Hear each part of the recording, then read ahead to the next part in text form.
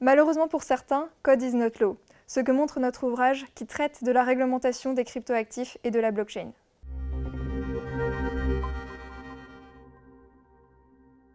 Cet ouvrage traite du droit des crypto-monnaies et de la blockchain, qui sont des technologies qui font régulièrement parler d'elles, notamment en raison de la hausse parfois spectaculaire des crypto-monnaies.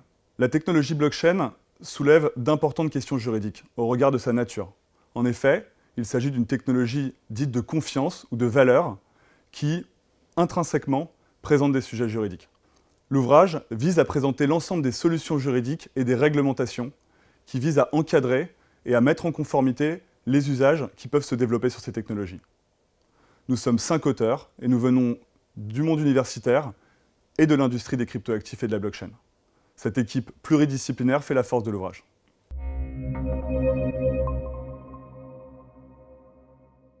Le droit des cryptoactifs et de la blockchain irrigue des secteurs entiers de l'économie et touche diverses matières juridiques. En effet, ces technologies ouvrent de nouveaux usages dans des secteurs aussi variés que le secteur financier, le secteur des paiements et également aujourd'hui avec le développement des jetons non fongibles, les NFT, le monde du jeu vidéo ou le monde de l'art.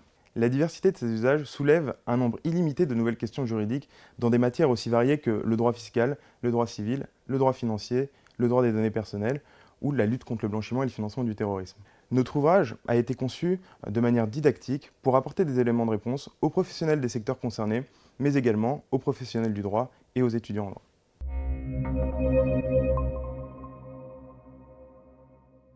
Ces dernières années ont été charnières dans la construction du droit des cryptoactifs et de la blockchain. En France, jusqu'à la fin de l'année 2020, le régime des PSAN a subi des évolutions législatives alors même qu'il est en place depuis tout juste un an. Nous savons également qu'il bougera en 2021. Ce que l'on constate, c'est que le droit des cryptoactifs et de la blockchain est en mouvance permanente et dépend de l'actualité. Cette actualité est parfois interprétée à dessein en fonction d'une perception des risques qui peut se révéler erronée par rapport à ces marchés. L'avenir du droit des cryptoactifs et de la blockchain est aussi européen. Après que nous ayons terminé le livre, l'Europe a révélé des projets de réglementation pour l'ensemble des cryptoactifs. Cette réglementation pose de nombreux enjeux pour l'innovation.